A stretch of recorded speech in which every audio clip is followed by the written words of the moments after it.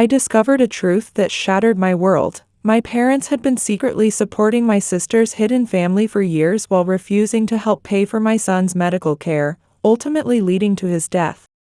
I confronted my parents at our family gathering today, and things turned ugly in ways I never imagined possible. I never thought I'd be telling this story, but what happened in my family has completely destroyed me. This is the story of how my parents and sister betrayed me, leading to the death of my 2-year-old son. Growing up, we were a family of 4, my father, 60, a senior insurance agent at a major corporation, my mother, 50, a math teacher at the local high school, my sister Jennifer, 35, and me, 28. From the outside, we looked like the perfect family living in a nice neighborhood, but there was always a deep, festering problem: my parents' extreme favoritism toward Jennifer. The favoritism started when she was very young, barely in elementary school, when Jennifer got piano lessons, dance classes, and art instruction. When I begged to join activities too, my parents would tell me they couldn't afford extracurriculars for both children. While Jennifer got new clothes from the shopping mall, I wore her hand-me-downs that never quite fit right. She received the latest iPhone every year, while I used her old phones until they completely stopped working. When Jennifer wanted braces at 13, my parents didn't hesitate to spend $6,000. A year later, when my dentist said I needed them too, my parents said we'd have to wait due to financial concerns. I never got those braces, and at 28, my crooked teeth remain a constant reminder of their favoritism. On her 16th birthday, Jennifer received a new Honda Civic, complete with a big red bow like in those Christmas commercials. When I turned 16, my parents told me I needed to work and save money to buy my own car. I worked at McDonald's for 2 years, spending my after-school hours serving fries and wiping tables. I finally managed to buy a used Toyota that broke down after 6 months, leaving me with nothing but repair bills and disappointment. The pattern continued throughout high school. Jennifer was free to focus on studies and fun activities, while I had to work part-time jobs just to pay for basic things like school supplies and clothes. When college time came, Jennifer went to an expensive private university while I had to start at community college. My parents paid for everything for her, including a semester abroad in Paris and an apartment near campus. It was in my 3rd year, after transferring to State University, that I met James. He was studying engineering and working part-time in the campus IT department. When we started dating, it was the first time in my life I felt someone truly cared about me. James came from a middle-class family too, but he'd lost both parents in a car accident during high school. He'd lived with his aunt through his teenage years, working hard to save money for college. We dated for 3 years before getting married. I wanted a simple courthouse wedding to save money for a house down payment, but James insisted we should have a real ceremony since it was a once-in-a-lifetime event. We planned a small ceremony at a local church with about 50 guests.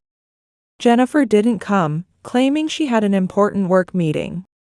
My parents almost missed it too because Jennifer had planned a family vacation, but they changed their plans at the last minute after my mother's sister protested. 2 years after the wedding, I became pregnant with Noah. The pregnancy was complicated from the start, with severe morning sickness and gestational diabetes, but things took a devastating turn at 32 weeks. During a routine ultrasound, we received the worst news. The doctors discovered Noah had a severe heart condition. They explained he would need multiple surgeries throughout his life, starting immediately after birth. Noah's first surgery was performed when he was just 1 day old, costing $150,000. Insurance covered most of it, but we still had to pay $30,000 out of pocket. We used all our savings and took out loans. James started working overtime at his engineering job and took on weekend projects. I worked from home as a secretary while caring for Noah. A few months later, Noah needed another surgery, but we were already struggling with the payments from the first one, so we went to my parents for help. They had just returned from a 2-week Mediterranean cruise with Jennifer. We showed them all the medical bills and explained how we'd already sold our car and cut every possible expense. My parents claimed they had financial problems and couldn't help us. Not knowing the truth then, I believed them.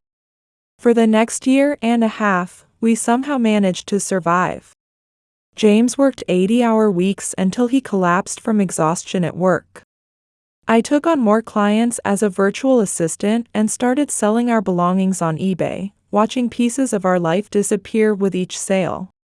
During this time, my parents bought Jennifer a new Mercedes for her birthday and went on 3 family vacations with her. They claimed Jennifer paid for everything because she had a good job in finance, but that turned out to be another lie in their web of deception. Last month, Noah's condition suddenly deteriorated. His heart wasn't functioning properly anymore, and he needed emergency surgery costing $50,000. Our insurance had reached its annual limit, and we had no means to pay. With no way to quickly raise such a large sum, I went to my parents again, this time literally on my knees begging for help. I offered anything they wanted, signing a legal contract to repay double the amount, giving them our house, anything to save my baby's life.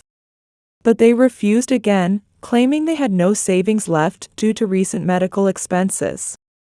2 days later, Noah died because we couldn't afford the surgery. He was only 2 years old.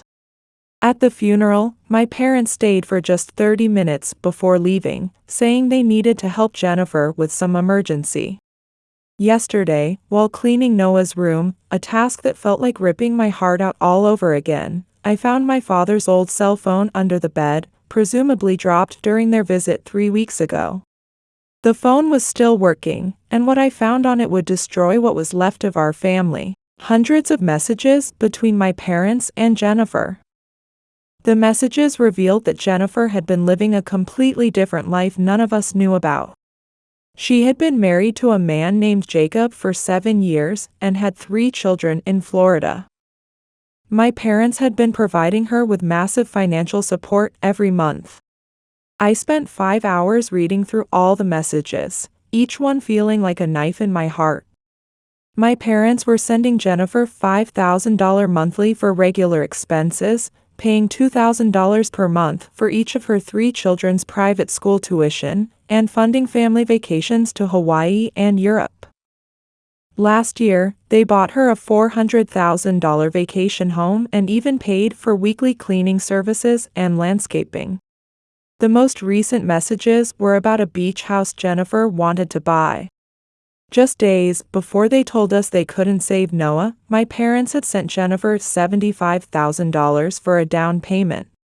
There were messages about Christmas presents too. They had already bought 3 new iPads and gaming systems for Jennifer's children, each child set to receive gifts worth more than Noah's surgery. Today was our monthly family dinner, a tradition my mother started 5 years ago, to keep the family bond strong. Every last Sunday of the month, uncles, aunts, and cousins gather at my parents' house, usually about 25 people. Jennifer never came to these dinners, citing work commitments. Now I knew she was with her secret family in Florida. I brought my father's phone to the dinner and waited until everyone had finished eating and moved to the living room for coffee. Using the screen mirroring feature, I connected the phone to the TV. I showed everyone the messages, bank transfers, and photos of Jennifer's secret life, exposing how my parents had refused to save their dying grandson while sending Jennifer $75,000 for a beach house. My mother started crying and tried to hug me, but I stepped away from her touch as if it would burn me. My father stood there, staring at the floor. Jennifer, who had attended the dinner for the first time in years, sat on the sofa with a smirk on her face. She told everyone I was being dramatic as usual and that they should understand she needed the money more because she had 3 children to support. I asked her if her children were worth more than Noah's life. She said I was crazy to make such comparisons. My mother tried to explain that Jennifer had always been emotionally fragile and needed more support, which was why she was their priority. My father added that they helped her because she wasn't strong and independent like me. Aunt Barbara asked how they could do this, how they could spend hundreds of thousands on Jennifer's beach house while letting their grandson die. My parents stood there in silence, unable to answer. Other relatives began questioning every instance where my parents and Jennifer had asked to borrow money for supposed emergencies. Jennifer exploded in rage, saying I had no right to expose her private life and claiming this revelation would traumatize her children. I told them they were no longer my family. They let my son die just to buy Jennifer a beach house. I said just as Noah died because of their decision, they were dead to me too. Jennifer started screaming that I was trying to destroy her life out of jealousy, that I had always been envious because our parents loved her more. I walked out of their house and blocked their contact information. Several relatives followed me out, offering their support if I decided to take legal action. Most of my cousins blocked Jennifer and my parents on social media, though some family members messaged me saying I went too far exposing Jennifer's secrets in front of everyone. James supports my decision to cut contact with them, though he wonders if there might have been a better way to reveal the truth. He's concerned about how this will affect our relationships with the extended family, but I don't care anymore. My son died because my parents chose to support Jennifer's luxurious lifestyle instead of saving their grandson's life. Update 1. After I exposed Jennifer and my parents at the family dinner, more revelations came to light. More family members began coming forward with stories of Jennifer's manipulation and my parents' lies over the years. Each new story I hear opens my eyes further to the depth of their deception. Aunt Kimberly called me crying 3 days after the dinner, telling me she had lent Jennifer $30,000 last year.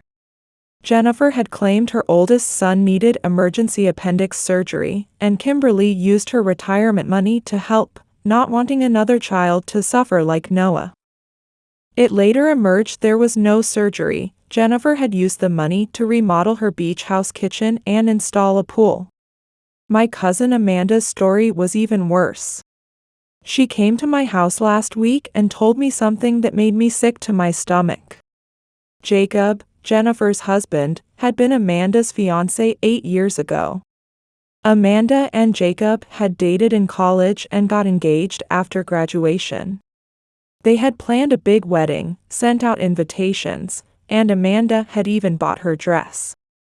2 weeks before the wedding, Jacob disappeared, leaving only a note saying he wasn't ready for marriage. Amanda went into a crisis and needed therapy for 2 years. It turns out Jennifer had been secretly dating Jacob for months while he was engaged to Amanda. Jennifer had convinced him to leave Amanda and move to Florida with her. My parents knew everything. They had helped Jennifer and Jacob choose their Florida home and attended their small private wedding just 3 months after he left Amanda. They watched Amanda suffer through depression while knowing exactly what Jennifer had done. Then 2 more stories came to light. Jennifer's first husband, David, found me on Facebook. I hadn't even known Jennifer had been married before Jacob. David and Jennifer had married right after college and had a daughter together. When their daughter was 2, Jennifer emptied their bank accounts and disappeared. She took $40,000 in savings and all of David's grandmother's inheritance. Jennifer told everyone David was abusive and she had to escape.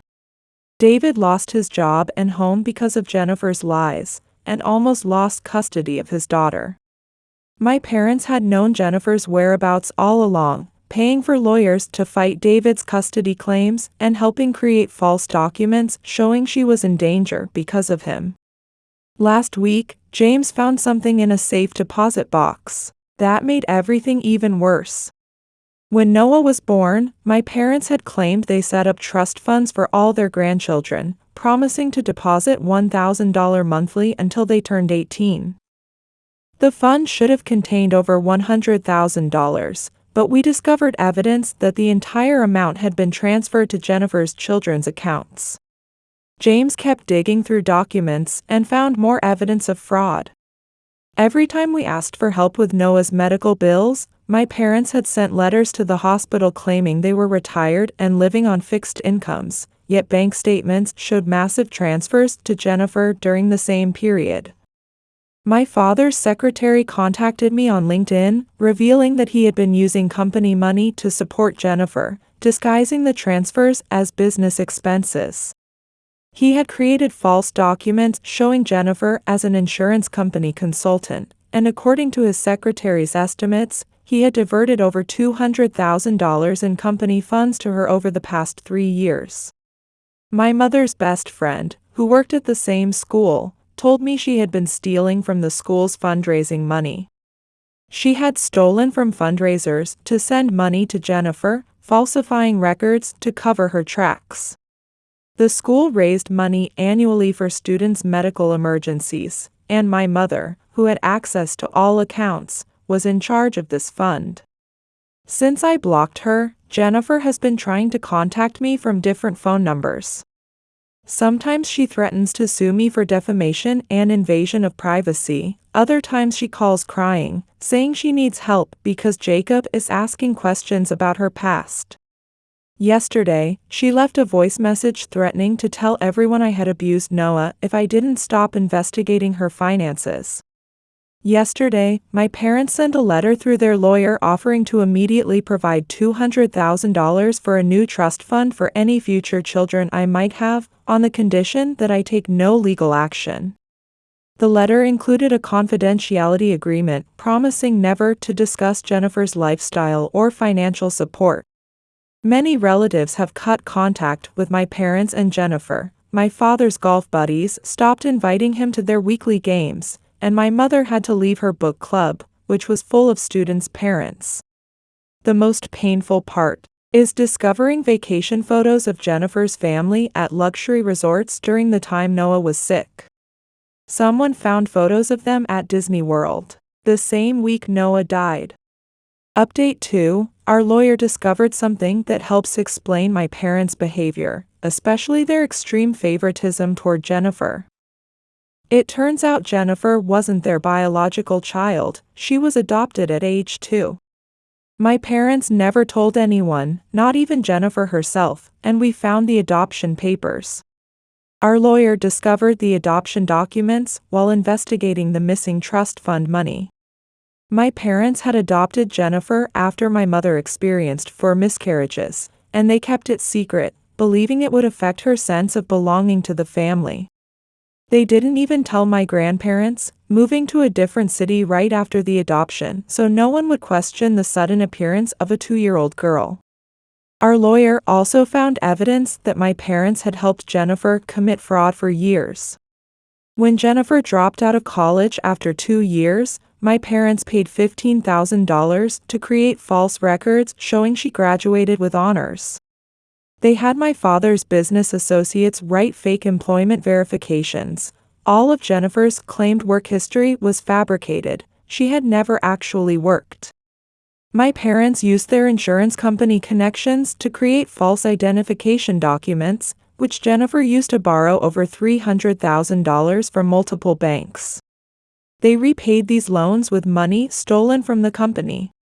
When our lawyer told Jennifer about the adoption, she completely lost control and exposed everything on Facebook. She revealed how my parents had helped her escape from her first husband, covered up credit card fraud, and helped her steal Amanda's fiancé. She admitted that her first husband wasn't abusive, that was a lie, and posted screenshots of text messages showing how our parents had helped her scam money from relatives. Jennifer had a system for her fraud. She would target wealthy relatives, fabricate stories about needing money for children's medical treatments, and have our parents confirm these stories, scamming at least 7 relatives out of money. My parents finally confessed everything to the lawyer. They had supported Jennifer and her family with over $500,000 over the past 10 years, taking out second and third mortgages on their house and borrowing from retirement accounts. My father had even stolen from client accounts.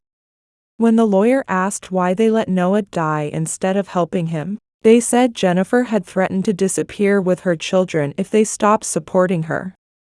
My mother knew about Jennifer's plot to steal Jacob, and had helped arrange their secret meetings and even helped write the goodbye letter to Amanda because Jennifer said she was in love with Jacob and had to have him. Jennifer's first husband David is now working with our lawyers and has evidence that my parents helped Jennifer file false domestic violence claims.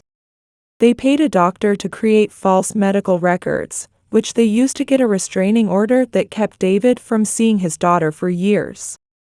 After the stolen money was discovered, my father's company launched an internal investigation.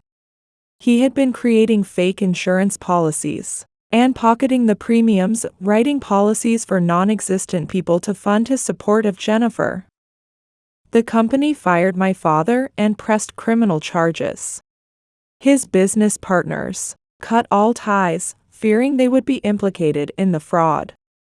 My mother was forced into early retirement after parents complained about having a fraud accomplice teaching their children, and the school is investigating missing student activity funds. My parents had to put their house on the market to pay legal fees, facing criminal charges for fraud, embezzlement, and document forgery. Jennifer is under investigation for ID theft, loan fraud, and filing false police reports against her first husband. Update 3: The past 6 months have completely transformed our family situation. My parents sold their house and most possessions to pay legal debts, now living in a one-room apartment on the other side of town. My father's company won their lawsuit, ordering him to repay $400,000 stolen from client accounts, and he's working as a night security guard, since no insurance company will hire him. Jennifer's life crumbled when Jacob discovered her first marriage and all her lies. He hired a private investigator who discovered Jennifer had another child from a relationship before her first marriage. She had abandoned that child and never told anyone about them. Jacob was disgusted to learn Jennifer had abandoned 2 children before starting a family with him. He filed for divorce and won full custody of their 3 children. The judge deemed Jennifer an unfit mother due to her history of fraud and abandonment, denying her unsupervised visitation. Jacob moved with the children to his hometown in Texas and got a restraining order for Jennifer when she tried to contact them through new social media accounts. David won his lawsuit for unpaid child support, and Jennifer was ordered to pay $150,000 plus interest for the period she disappeared. Her small inheritance from her grandmother last year was seized since she had no income. David's 15-year-old daughter refuses to speak to my parents or Jennifer for helping hide her from her father. Amanda filed a civil suit against Jennifer for emotional distress over stealing her fiancé, and lawyers discovered emails showing my parents and Jennifer had planned for months to target wealthy Jacob. Last month, they settled out of court, with Jennifer transferring the beach house to Amanda. James got a job in Colorado with good pay and full medical benefits, and we decided to start a new life. I'm 4 months pregnant, but have only told Aunt Kimberly and 2 cousins. I've decided to cut all contact with my parents and Jennifer, though some relatives urge me to forgive them since they've admitted everything and learned their lesson. Uncle Ralph keeps messaging me that my parents cry at family gatherings and miss us, but I told him their tears mean nothing to me. Their decisions cost my son his life. Last week, Jennifer was arrested trying to open new credit cards using her children's social security numbers, facing criminal charges for identity theft. She called from jail asking for bail money, but I blocked the prison's phone number. The only good thing to come from this situation is how much closer I've grown to other family members. Aunt Kimberly moved near us in Colorado to help when the baby comes, and my cousins created a chat group where we talk daily and support each other. We're building a new family without my parents and Jennifer. I miss Noah every day. His pictures hang in our new home, and we talk about him often. Recently, our lives have taken a positive turn. Our new life in Colorado is falling into place, and James is doing well at his new job. We learned we're having a boy, and for the first time in a long while, I felt genuine joy. I like to think Noah is smiling in heaven. Aunt Kimberly has become like a real mother to me, bringing homemade meals every weekend and telling me, "You've been strong enough, now it's okay to let others take care of you," while hugging me gently. My cousins keep in regular contact, excited about the new baby. We occasionally keep in touch with Jacob's children. They're settling into their new life with their father, making friends at school. In their Christmas card, the oldest boy asked, "Auntie, don't you hate us?" I wrote back, "You did nothing wrong, I'll always be on your side." Sometimes I think about Jennifer's first child, wondering where they are and what kind of life they're living. They must be facing their own unfair destiny, like me. If we ever meet, I want to welcome them as family. My anger toward my parents and Jennifer has gradually transformed into a quiet sadness. The weight of their crimes far exceeds any desire for revenge. Jennifer remains in prison, while my parents, having lost their pension, live quietly in their small apartment. I hear stories that my mother is sometimes seen standing in front of the obstetrics clinic. My father often stops by Noah's grave after his security guard shifts. But I'm not looking back anymore.